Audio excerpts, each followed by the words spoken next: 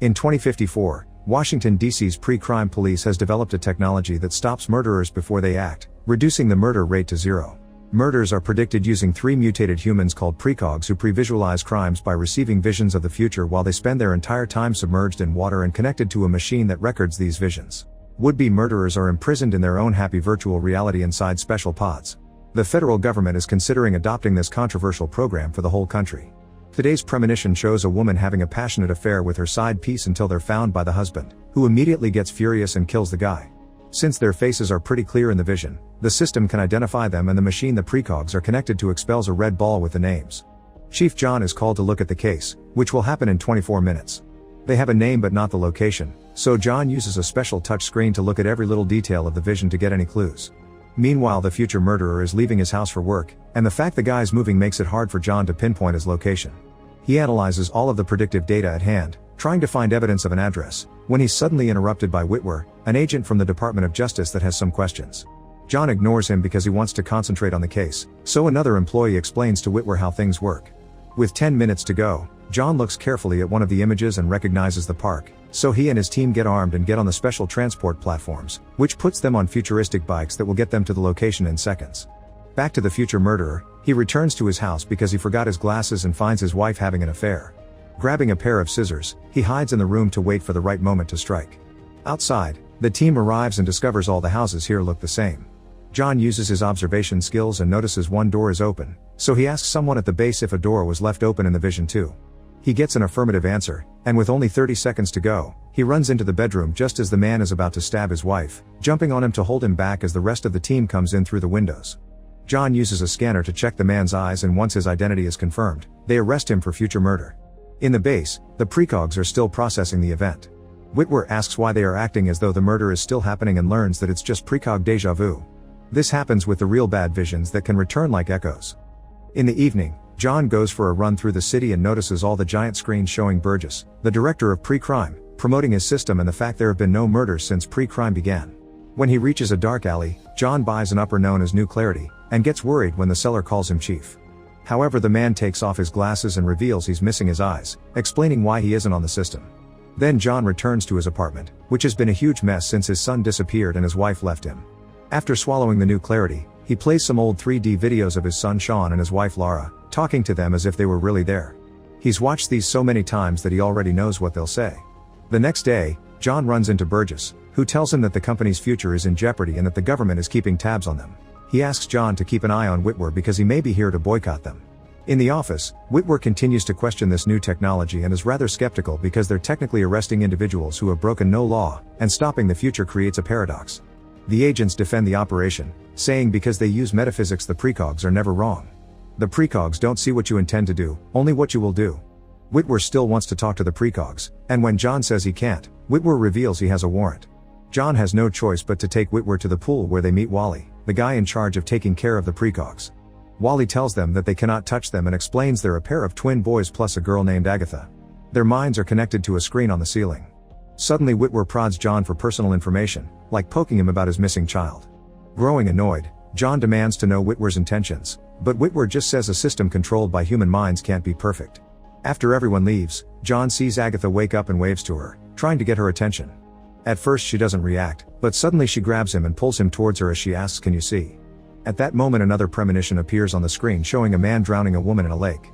Agatha drifts back into the water as Wally rushes back into the room, not believing John when he tells him that Agatha grabbed him because precogs aren't supposed to be aware of humans. Afterward John goes to talk with Gideon, the sentry in charge of the prisoner who plays the organ to relax them. John describes the vision Agatha showed him, and by looking at some of the records, Gideon finds one of the first cases that the pre-crime division ever investigated. Then Gideon brings out the prisoners, who are locked into pods that float around the room and are unconscious.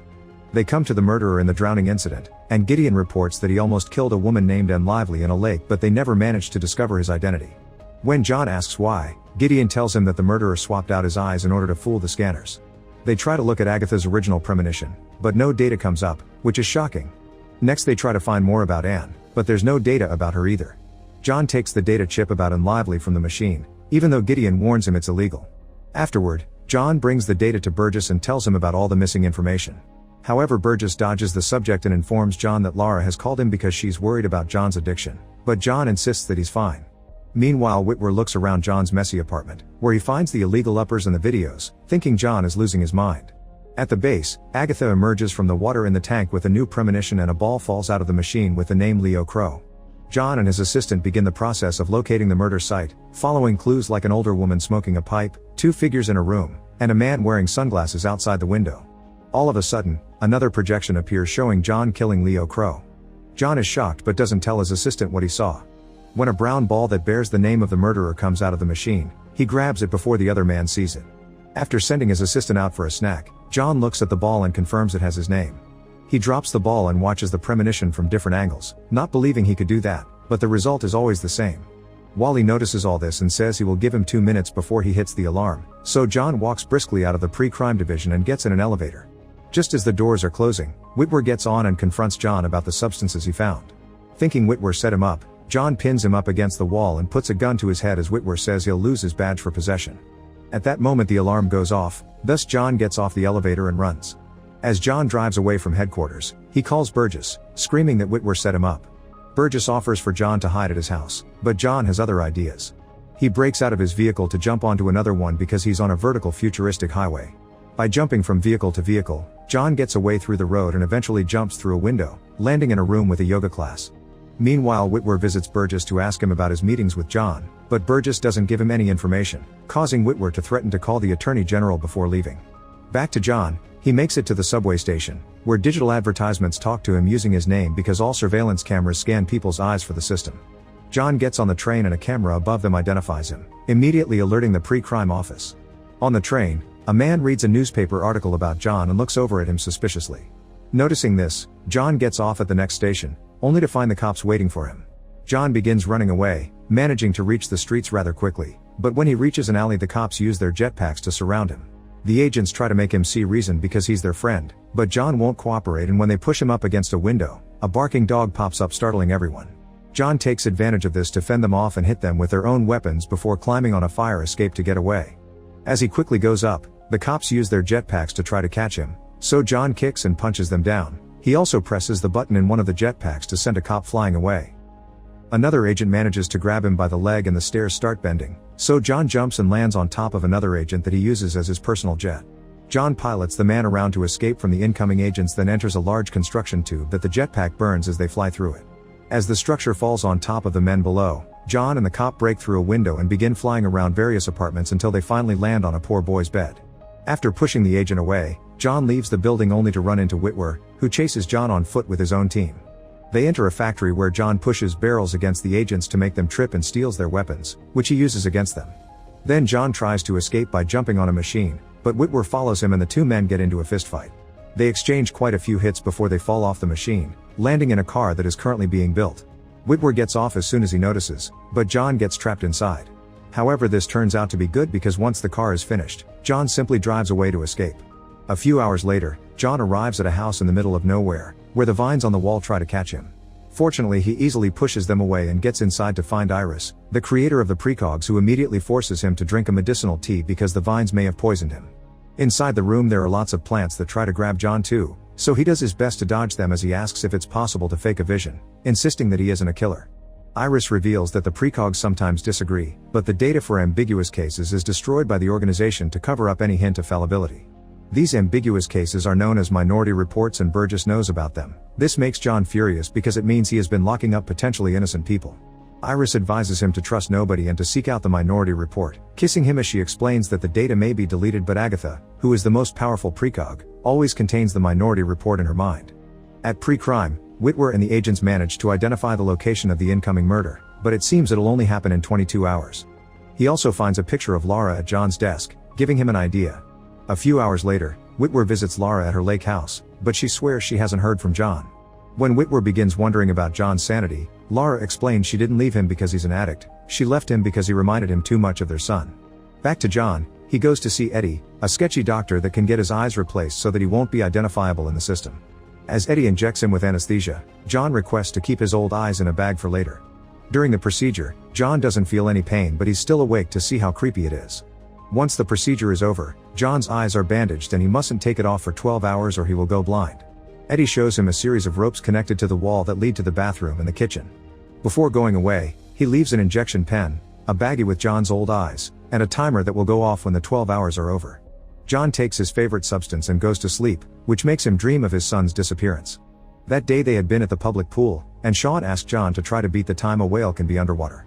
John submerged himself and suddenly saw Sean's watch fall into the water, but when he came back up, Sean had disappeared. John wakes up screaming Sean's name, haunted by the past. He gets up and goes to the refrigerator, where he accidentally picks up a moldy sandwich and sour milk that he quickly spits out. On the television behind him, the show Cops is on, showing a live broadcast of the agents coming to arrest John. The investigation team arrives at the apartment building where John is staying and begins a scan to find him. They release a number of technological spiders that scurry into the apartment building, entering every room to scan the eyes of all the dwellers.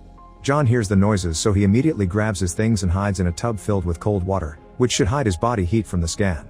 The spiders enter the bathroom and can't find him, so they almost give up, but at that moment John accidentally lets out an air bubble, and the noise alerts the spiders of his presence. As the cops make their way upstairs, the spiders wait patiently by the tub until John can't take it anymore and comes up for air. While using their little legs to tase him, the spiders raise the bandage and scan his eyes, making him wiggle in pain. Luckily John's new eyes trick the scan and the agents leave thinking he isn't there. The next day, Whitwer looks more closely at the Leo Crow premonition and realizes there's another person in the room that they didn't notice before. When they zoom in, they notice it's Agatha, meaning John may be coming to the base soon. Meanwhile John is outside, injecting himself with the pen Eddie gave him, which completely transforms his face. Then he enters the building through a back door only agents know of, and when he finds a scan at the door, he takes out the bag with his old eyes. Unfortunately they're slippery because of the blood and they fall to then roll down the corridor. John quickly chases them, catching one just before it falls through a grate like the other one. Afterward John enters the precog lab and after closing the door, he convinces Wally to help him. They begin looking into Agatha's memories while she reaches out for John, again asking, "Can you see?" At that moment Whitwer arrives with the agents, so John grabs Agatha and pulls a lever that sucks them both through the floor of the pool. Wally tells Whitwer that the remaining precogs cannot predict murders if Agatha isn't there because they're a hive mind, so anything can happen from now on without them knowing. There's less than an hour for the murder to happen and John is escaping in the car with Agatha, while his face slowly returns to normal. John asks Agatha to give him the information he needs, but she's too shocked to speak because this is the first time she's living in the present and she's tired of the future. To avoid getting unwanted attention, John stops by a store to get her some nice clothes. At pre-crime, Whitwer has deduced that John is not interested in ransoming Agatha, but instead wants some information that's inside her. Looking for clues, Whitwer pulls apart John's computer and finds the card of a computer technician known as Rufus. This Rufus is doing his job at his virtual reality organization when he's suddenly visited by John and Agatha. When John asks Rufus to hack into Agatha's mind, Rufus refuses, and John has to violently threaten him into accepting. Rufus connects Agatha to his own computer and they download the vision of John's crime, which plays exactly as last time, showing John killing Leo Crow. A furious John yells at Agatha, demanding his minority report, but Agatha says he doesn't have one. Suddenly, Agatha asks, "Can you see?" and her body begins shaking as she has another premonition. John looks up at the wall and sees Anne Lively being drowned by a masked man. John realizes Agatha wants him to solve Anne's death, but at that moment Agatha senses the police have arrived. As the agents raid Rufus' business, John and Agatha make a run for it through a mall. As they move, Agatha sees the future and tells John every single thing he must do. He must grab an umbrella, then dodge the man that drops the suitcase and the woman that knows his face. She stops him in the lobby to stand behind a man selling balloons, hiding them from the cops that now split up to go look in other places. Then the duo leaves the mall, and two cops finally see them. Outside, Agatha tells John to give a beggar some money, and when the beggar leans over to get the coins, the cops trip over him. Since it's raining, John puts up the umbrella, allowing them to hide from the cops again. Moments later they make it to the building from the vision, and John notices that a billboard is being raised up with a picture of the man that matches one of the faces from the prediction. Inside, John finds the older woman with the pipe, also matching the vision. With 12 minutes left, John threatens the receptionist with his gun until he reveals Leo Crow is in room 1006. The duo immediately enters the room, only to find it empty. Remembering the details of the vision, John realizes this is actually 1009 with a number turned around. Next they go to the actual 1006 and find the door open. On the bed there are lots of photographs of children, and John is devastated to see Sean is there too. John finally understands he doesn't have an alternative future. Leo Crow is the only man in the world he actually wants to kill. At that moment Leo Crow enters the room, causing Agatha to scream as she lives through the present of her vision. John jumps on Leo and begins throwing him around, breaking a mirror and hitting him until Leo admits Sean is dead. After beating Leo up thoroughly, John takes out his gun at the same time the sign goes up outside, matching the vision perfectly. However, Agatha weeps and reminds John that he still can make a choice.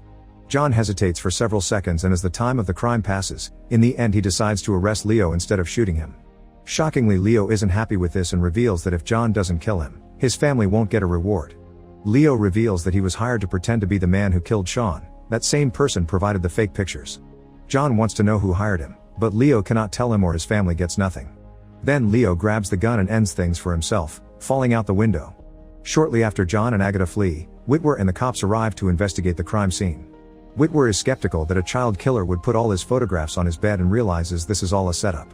Afterward, Whitwer meets with Burgess, presenting John's gun to him as he explains that they discovered Agatha's stream of MR.V's murder is missing. Then he shows the recording he got from Rufus, which appears to be the same, but actually the wind is moving the water in opposite directions. This is a different murder, and someone deleted it under the excuse it was a precog déjà vu because of the similarities. If a killer is arrested before they can commit a murder, another killer can come and complete the crime dressed in the same clothes and using the same method. Suddenly, Burgess shoots Whitwer twice, knowing the precogs can't tell he did this because Agatha is missing. Sometime later, John and Agatha go to hide at Lara's house.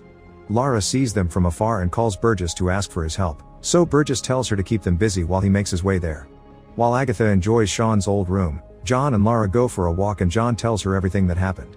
Putting the information together makes him realize he was set up for Leo Crow's murder because he must know something about the MR.V case.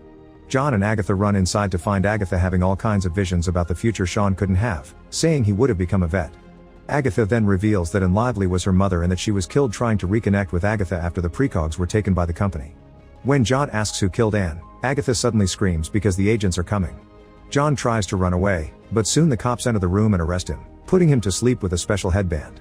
A few hours later, Agatha is returned to the precog pool by Wally while Gideon takes pleasure in loading John into a prisoner pod. Meanwhile, Lara visits Burgess, who is using the story of Leo being Sean's killer. Lara asks him about MR.V because John mentioned her, but Burgess pretends he doesn't know anything about a drowned Anne. After Burgess leaves for his special event, Anne realizes she never mentioned that Anne drowned, meaning Burgess is the mastermind behind this. She takes John's gun and goes to see Gideon, threatening him into releasing her husband and presenting John's eye to show how she got inside.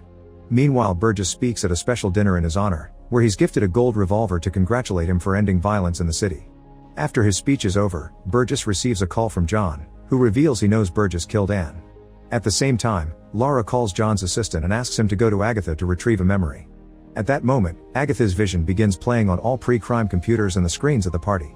Burgess had called Anne to meet her at the lake, promising to let her see her daughter. He also hired the random dude that tried to kill her, but after he was arrested, Burgess came in and finished the crime, making it look like déjà vu. While everyone at the party is in shock, Burgess sneaks out of the room and notices John escaping through the kitchen. While Burgess gets his revolver ready, Agatha predicts the murder of John by Burgess. John rants angrily about how Burgess dared to use his son's death against him, and both men run upstairs until they're alone on the rooftop patio. When Burgess takes out his weapon, John points out Agatha must have already seen this, so Burgess has two options. If he kills John, he will be arrested, and if he doesn't, his company is over because it will be revealed not to work. As Burgess draws his revolver, John implores him to take control of his own destiny, and after lots of hesitation, Burgess ends things for himself before the cops arrive. After this incident, pre-crime is disbanded and all prisoners are released. John and Lara get back together and are expecting a new baby. Agatha and the boys are transferred to a cozy cabin in the middle of nowhere. This way there aren't any people around that will trigger their abilities and they can live in peace. Make sure to subscribe and turn on notifications so you can watch more videos like this. Thanks for watching.